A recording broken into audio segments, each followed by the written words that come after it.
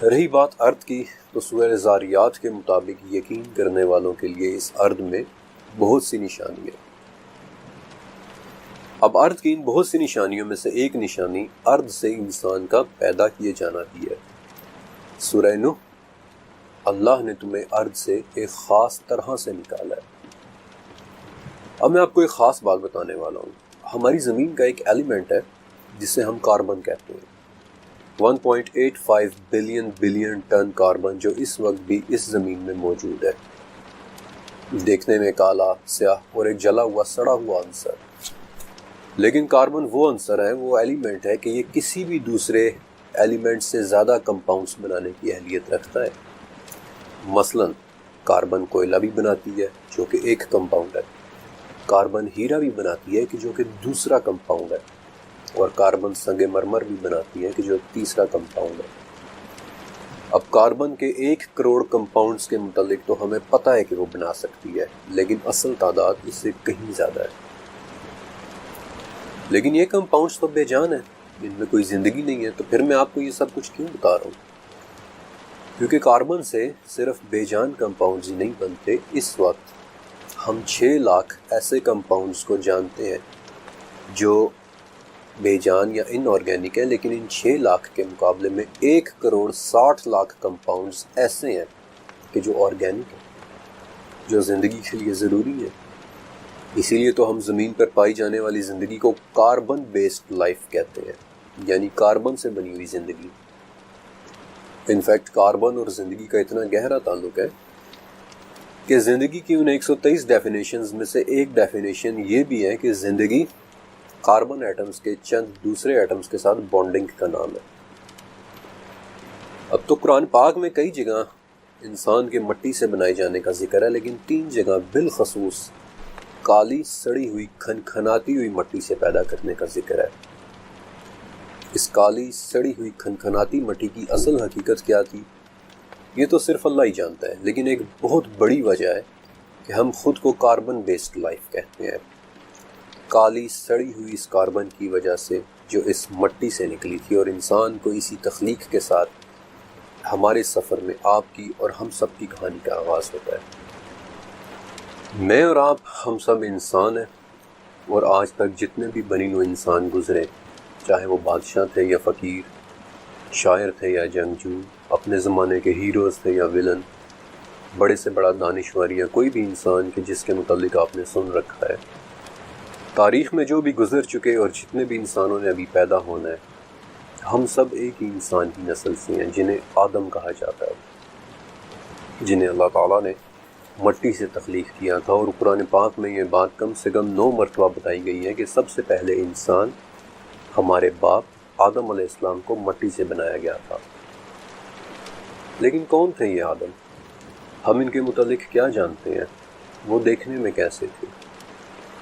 ترمذی کے مطابق آدم علیہ السلام کی تخلیق کی ابتدا تمام ارض سے ایک مٹھی مٹی لے کر کی گئی تھی، اور اس لیے ان کی اولاد میں مختلف رنگوں اور مزاج کے لوگ ہیں۔ پھر سورہ مومنون کے مطابق اس مٹی کے جوہر یعنی اس کے ایکسٹریکٹ سے، جس کی صحیح حقیقت کیا ہے اللہ ہی بہتر جانتا ہے، آدم کے بننے کی تیاری شروع ہوئی۔ اور پھر سورہ صاد کے مطابق اللہ تعالیٰ نے اپنے ہاتھوں سے مٹی کے جوہر سے آدم علیہ السلام کا جسم تیار کیا، اور پھر مسلم کے مطابق اس جسم کو جب تک چاہا وہیں پڑا رہنے دیا جہاں اسے بنایا تھا۔ اور یہی وہ وقت تھا کہ جب ابلیس اس پتلے کے پاس آتا اور اسے دیکھتا کہ آدم کس طرح سے پیدا کیے جا رہے ہیں۔ انفیکٹ ابن عباس رضی اللہ تعالیٰ عنہ کہتے ہیں کہ وہ پتلا 40 دن تک وہیں پڑا رہا تھا۔ پھر مسلم کی ایک حدیث کے مطابق جب اللہ نے چاہا اس پتلے کو زندہ ہونے کا حکم دے دیا، اور جمعے کے دن عصر سے لے کر رات کے درمیان وہ پتلا ایک زندہ انسان بن گیا۔ جب اس پتلے میں روح پھونکی گئی، جب یہ روح پھونکی گئی تو انہیں چھینک آئی، اور انہوں نے اللہ کے حکم سے الحمدللہ کہا، اور جواب میں اللہ تعالیٰ نے یرحمک اللہ فرمایا۔ وہ روح جہاں جہاں آدم علیہ السلام کے جسم میں سرایت کرتی جا رہی تھی، وہاں وہاں سے مٹی، خون اور گوشت بنتی چلی جا رہی تھی، اور جب روح ناف تک پہنچی تو آدم اپنے جسم کو دیکھ کر خوش ہوئے اور جلدی جلدی اٹھنا چاہا، لیکن اٹھ نہ سکے، اور اسی جلدی کا بیان سورہ اسراء میں ہے کہ وَقَانَ الْإِنسَانَ عَجُولًا، یعنی کہ بے شک انسان بڑا ہی جلد باز ہے۔ ابھی وہ روح پیروں تک بھی نہیں پہنچی تھی کہ چلنے کا ارادہ کیا، لیکن چل بھی نہ سکے، اور دعا کرنے لگے کہ اے اللہ رات سے پہلے پہلے مجھے روح عطا کر دے۔ اس سے پہلے کہ میں آپ کو آدم علیہ السلام اور ان کی دنیا کے متعلق مزید بتاؤں، ایک بہت ہی اہم سوال کہ یہ روح کیا تھی، یا پھر روح ہوتی کیا ہے۔ میں نے، آپ نے، تقریباً ہم سب نے بچپن سے ایک ایکسپیریمنٹ کے بارے میں سن رکھا ہے، ایک تجربے کے بارے میں، کہ کسی سائنسدان نے ایک مرتے ہوئے آدمی پر تجربہ کیا اور اس کی زندگی اور موت کے بعد کے وزن میں، یعنی اس کے جسم کے وزن میں 21 گرام کا فرق تھا۔ لہٰذا انہوں نے یہ نتیجہ نکالا کہ روح کا وزن 21 گرام ہوتا ہے۔ اب یہ تجربہ ہوا تو ضرور تھا، لیکن اسے 1901 میں ڈنکن میکڈوگل نے کیا تھا، آج سے 120 سال پہلے، اور یہ تجربہ آج کے سائنٹیفک میرٹس پر پورا نہیں اترتا۔ تو پھر کیا ہے یہ روح؟ روح کا ذکر بہت سے مذہبی اور فلسافیکل معاشروں میں اس طرح سے ملتا ہے کہ وہ کسی بھی زندہ چیز کی ایک ایسنس ہوتی ہے۔ گریکس یعنی کہ یونانی سے سائیکی کہتے تھے، جس کا مطلب ہے سانس یا پھونک۔ اسی طرح لیٹن زبان میں اس کا نام اینیما تھا، بلکہ دراصل یہی لفظ اینیما آج کے لفظ اینیمیشنز کا مؤخذ بھی ہے، جس میں کمپیوٹر سے بنے کسی کریکٹر کو اینیمیٹ کیا جاتا ہے، اسے حرکت دی جاتی ہے، ایک طرح سے اس میں روح ڈالی جاتی ہے۔ یہودی اور عیسائی کہتے ہیں کہ یہ ایک نظر نہ آنے والی کوئی چیز ہے کہ جسے شعور دیا گیا ہے، اور ویسے تو تمام جانداروں میں روح ہوتی ہے، لیکن صرف انسانی روح ایسی ہے کہ جو ہمیشہ کی زندگی پا سکتی ہے، جبکہ ہندو اور جینزم کے لوگ کہتے ہیں کہ بیکٹیریا سے لے کر ویل تک ہر جاندار میں روح یا آتما ہوتی ہے۔ 1037 میں یعنی 1037 عیسوی میں ابن سینا ہمدان کی ایک جیل میں تھے، اور وہاں انہوں نے ایک تھاٹ ایکسپیریمنٹ کیا تھا جسے دا فلوٹنگ مین ایکسپیریمنٹ یا پھر تیرتے ہوئے انسان والا تجربہ کہتے ہیں۔ ابن سینا کہتے ہیں کہ تصور کریں، امیجن کریں کہ ایک شخص ہوا میں تیر رہا ہے، سسپینڈڈ ہے، اس کے گرد کچھ بھی نہیں ہے، اور نہ ہی اس کے جسم کا کوئی حصہ کسی شے کو چھو رہا ہے، ٹچ کر رہا ہے۔ اس کے جسم کی تمام سینسز اس وقت ڈسکنیکٹڈ ہوئی پڑی ہیں، اسے اپنے ہاتھ، ٹانگ یا جسم کے کسی حصے کا کوئی آئیڈیا نہیں ہوگا، لیکن اس سب کے باوجود اسے اپنے ہونے کا احساس ضرور ہوگا، اسے یہ ضرور پتا ہوگا کہ وہ ایگزسٹ کرتا ہے، اور یہاں سے ابن سینا یہ نتیجہ نکالتے ہیں کہ اپنے ہونے کا احساس ہی روح ہے، کہ جو کسی بھی جسمانی ضرورت سے مبرہ ہے۔ ابن سینا کے اس تھاٹ ایکسپیریمنٹ کو بڑی شہرت ملی تھی، اور ان کے نظریات کو 15ویں صدی کے پھر فرینچ فلاسفرز نے آگے بڑھایا تھا، لیکن روح کا کانسیپٹ ابن سینا سے کہیں زیادہ پرانا ہے۔ 3000 سال پرانے کتابوں میں بھی اس کا ذکر ہے، مثلا ترکی سے ملا 2800 ایئرز اولڈ ایک کتبہ جسے کتموا سٹیلے کہتے ہیں۔ اس پر لکھا تھا کہ یہ کتبہ میری روح کی خوشی کے لیے ہے۔ ارسطو یعنی ایرسٹوٹل نے بھی اس سوال پر غور کیا تھا کہ روح کیا ہوتی ہے، اور اس کے مطابق روح وہ مادہ ہے جو یہ ڈیسائیڈ کرتا ہے کہ ہم اپنی زندگی کیسے جئیں گے۔ ایرسٹوٹل کے مطابق ہر زندہ چیز میں روح ہوتی ہے، یہاں تک کہ پودوں اور درختوں میں بھی، لیکن وہ یہ کہتا ہے کہ پودوں اور درختوں کی روح صرف افزائش نسل کے متعلق سوچتی ہے۔ جانوروں کی روح، جانوروں میں بھی روح ہوتی ہے، لیکن وہ صرف نقل و حرکت یعنی موومنٹس کے بارے میں سوچتی ہے۔ ایرسٹوٹل کہتا ہے کہ صرف انسانی روح وہ روح ہے کہ جو اس سب سے بڑھ کر یعنی صحیح اور غلط کا شعور رکھتی ہے۔ اب مجھے ذاتی طور پر ایرسٹوٹل کی یہ بات اس لیے لاجیکل اور اچھی لگی کیونکہ اسے سلسلہ تو صحیحہ کی ایک حدیث کنفرم کرتی ہے۔ ایک مرتبہ صحابہ کرام نے آپ صلی اللہ علیہ وسلم سے پوچھا کہ یا رسول اللہ صلی اللہ علیہ وسلم، کیا ہمارے لیے چوپایوں کے ساتھ نیکی میں بھی کوئی اجر ہے؟ اس پر آپ صلی اللہ علیہ وسلم نے فرمایا تھا کہ تمہارے لیے ہر ذی روح میں اجر ہے، یعنی کہ جانوروں میں بھی روح ہوتی ہے۔ پھر ایک دوسری حدیث ابن عباس رضی اللہ تعالیٰ عنہ سے مروی ہے کہ آپ صلی اللہ علیہ وسلم نے مرغیوں کے حوالے سے فرمایا تھا کہ کوئی بھی وہ چیز جس میں روح ہو اسے تکلیف کا نشانہ نہ بناؤ۔ اب یہ دونوں احادیث، یہ دونوں روایات اس بات کو سپورٹ کرتی ہیں کہ ہر زندگی کے پیچھے ایک روح ہے، وہ سانس جو زندہ چیز میں پھونکا جاتا ہے۔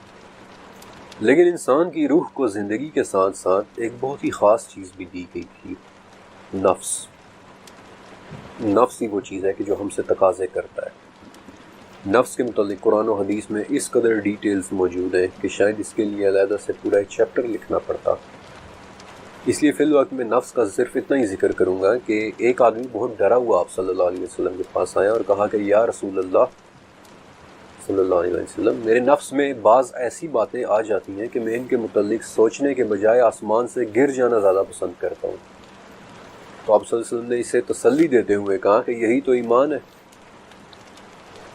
نفس انسان کو ملی ایک بہت ہی طاقتور اور ایک بہت ہی خطرناک ابیلٹی ہے، ایک خاصیت ہے۔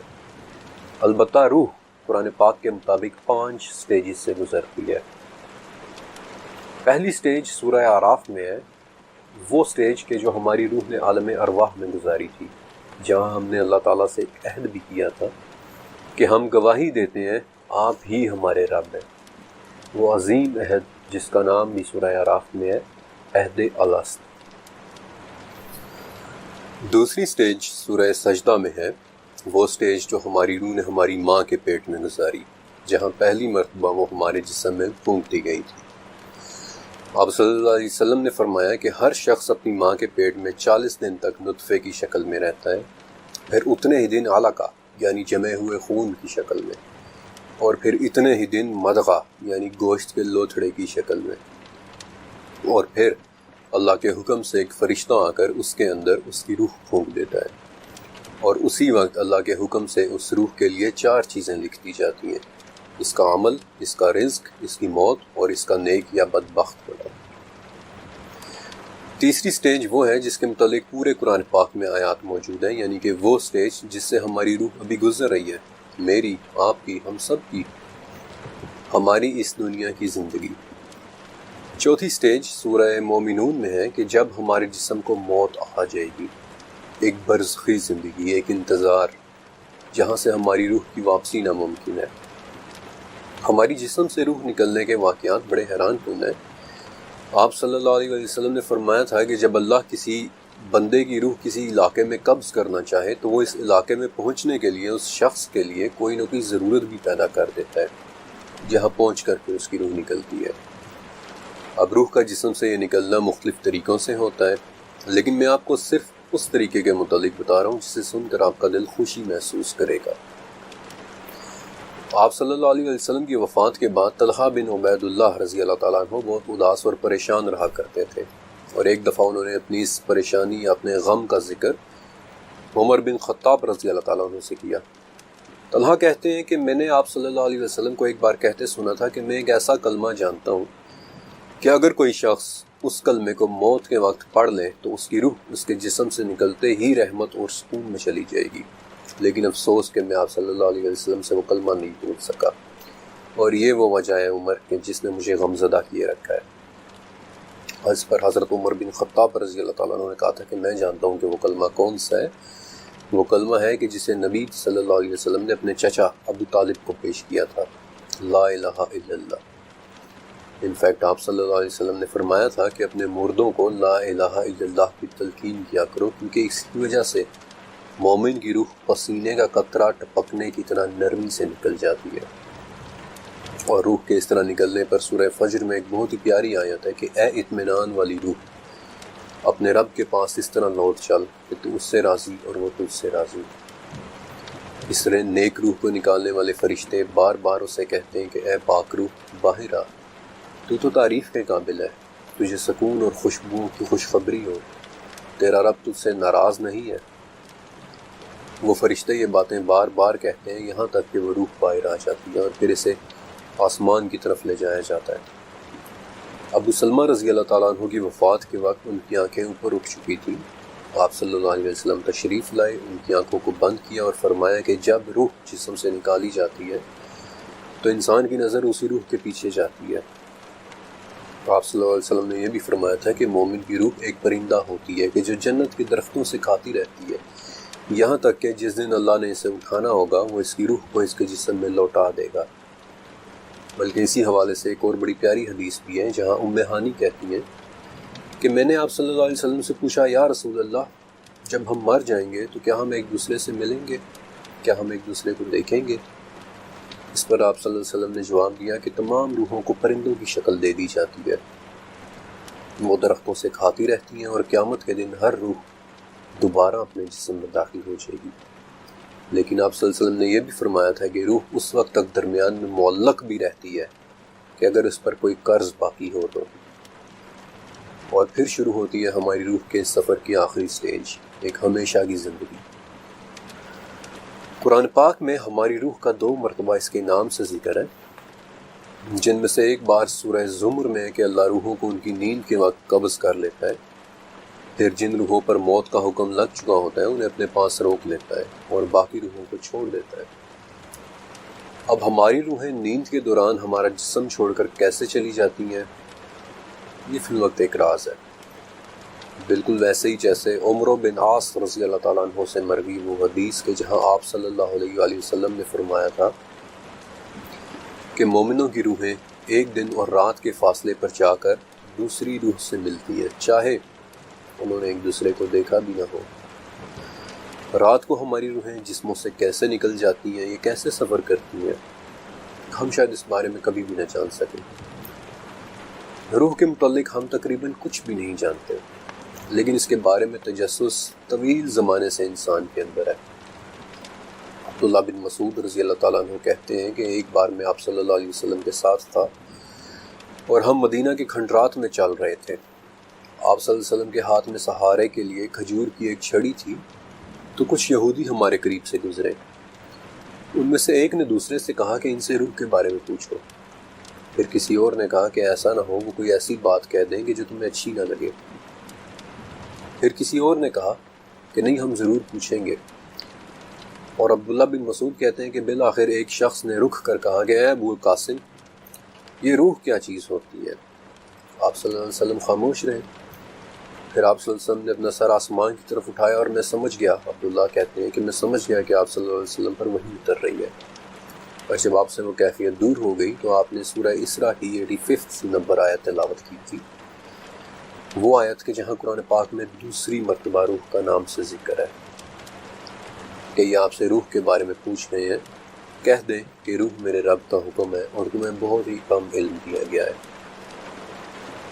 اب آخر میں روح کے متعلق ایک بہت ہی خوبصورت حدیث کہ جو مجھے ذاتی طور پر بہت پسند ہے، اور الفاظ کے معمولی فرق کے ساتھ وہ حدیث صحیح مسلم، ابو داؤد، مسند احمد اور مشکات المصابیح میں بھی ہے۔ یہ حدیث حضرت ابو ہریرہ رضی اللہ تعالیٰ عنہ سے مروی ہے کہ عالم ارواح میں ہماری روحیں گروہوں کی صورت میں رہتی تھی۔ جن روحوں کا وہاں آپس میں تعارف ہو گیا ان کے درمیان اس دنیا میں بھی محبت ہو جاتی ہے، اور جو روحیں وہاں آپس میں انجان رہی ہوں وہ اس دنیا میں بھی ایک دوسرے سے اجنبی رہتی ہیں۔ اس حدیث پاک کے مطابق جب بھی میں کسی ایسے شخص سے ملوں جس سے ایک مانوسیت، ایک فطری کشش سی محسوس ہو، جسے بات چیت کر کے لگے کہ پتہ نہیں میں اسے کب سے جانتا ہوں، تو میرے ذہن میں ہمیشہ یہ آتا ہے کہ شاید ہمارا تعارف روحوں کے اس عالم میں ہی ہو چکا تھا۔ سورہ بقرہ کے مطابق آدم علیہ السلام میں روح کے پھونک دیے جانے کے بعد انہیں ایک تحفہ دیا گیا تھا، جس کے متعلق تفصیل سے میں آپ کو اگلے چیپٹر میں بتاؤں گا۔ لیکن پھر ایک عظیم الشان سجدے کا ایونٹ بھی ہوا تھا، جب تمام فرشتے انسان کے سامنے، آدم علیہ السلام کے سامنے سجدے میں گرے۔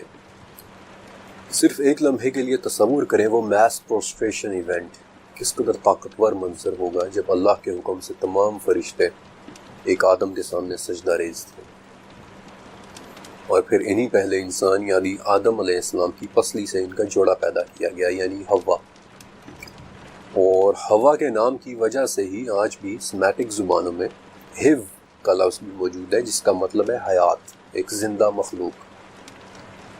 کس قدر خوبصورت واقعہ ہے، کس قدر حیران کن مناظر ہوں گے، لیکن اس پوائنٹ سے آگے اور اب آنے والے چیپٹرز کے اندر میں یہ ایزیوم کروں گا کہ آپ کم سے کم ایک مرتبہ قرآن پاک ترجمے سے پڑھ چکے ہیں اور اس میں بتائے گئے واقعات سے واقف ہیں، کیونکہ انہی واقعات میں سے ایک واقعہ آدم علیہ السلام کا ایک ممنوع درخت سے کھا لینے پر جنت سے نکال دیے جانا ہے۔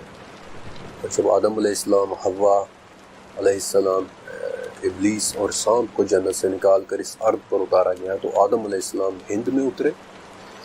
ابن عمر رضی اللہ تعالیٰ کے مطابق اترتے وقت ان کے دونوں ہاتھ گھٹنوں پر تھے اور سر جھکا ہوا تھا، یعنی کہ رکوع جیسی ایک پوزیشن۔ حضرت حوا علیہ السلام جدہ میں اتری، ابلیس بصرہ سے چند میل کے فاصلے پر اترا، اور ابن عمر رضی اللہ تعالیٰ عنہ کے مطابق اس وقت وہ انگلیوں میں انگلیاں ڈالے آسمان کی طرف دیکھے جا رہا تھا، اور سانپ کو اصفہان میں اتارا گیا۔ ابو ذر غفاری رضی اللہ تعالیٰ عنہ نے ایک مرتبہ آپ صلی اللہ علیہ وسلم سے پوچھا کہ کیا آدم نبی تھے؟ آپ صلی اللہ علیہ وسلم نے فرمایا کہ ہاں، نبی بھی تھے اور رسول بھی۔ آدم علیہ السلام دیکھنے میں کیسے تھے؟ اس کے متعلق ابن ابی حاتم میں آپ صلی اللہ علیہ وسلم کی ایک حدیث ہے کہ اللہ تعالیٰ نے آدم علیہ السلام کو گندمی رنگت اور کھجور کی طرح لمبے قد یا پھر 60 ہاتھ اونچا اور زیادہ بالوں والا بنایا تھا، اور جب انہوں نے اس ممنوع درخت سے کھا لیا اور چھپانے کی چیز ظاہر ہو گئی تو خود کو جنت کے پتوں سے چھپانے لگے اور شرم کے مارے ادھر ادھر بھاگنے لگے، لیکن تب ان کے بال ایک درخت میں الجھ گئے۔ المستدرک للحاکم میں آدم علیہ السلام کی شکل و صورت کے حوالے سے ایک واقعہ درج ہے۔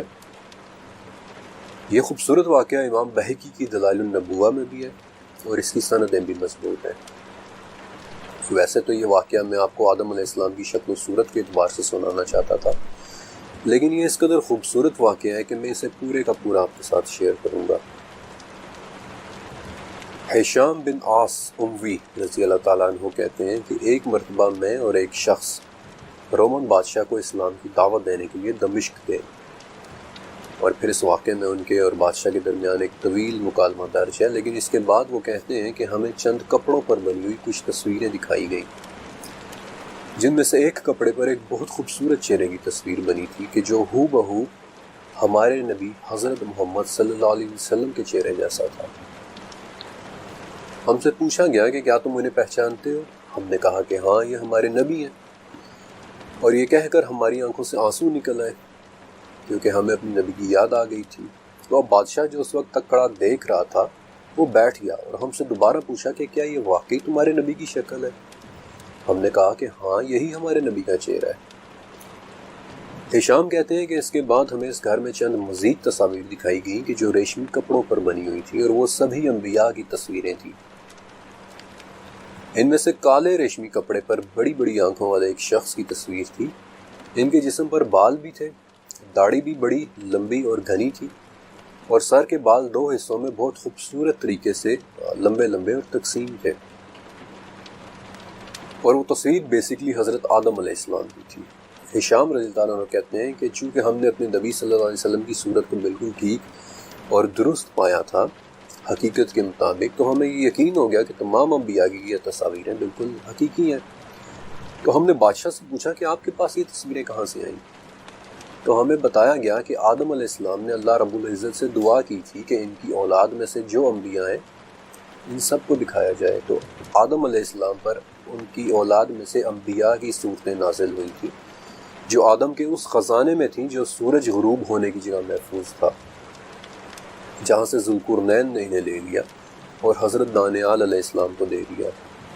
پھر بادشاہ کہنے لگا کہ میں تو اسی پر خوش ہوں کہ اپنی بادشاہت کو چھوڑ دوں، اگر میں غلام ہوتا تو میں تمہارے ہاتھوں بک جاتا اور تمہاری غلامی میں ہی پوری زندگی بسر کر دیتا۔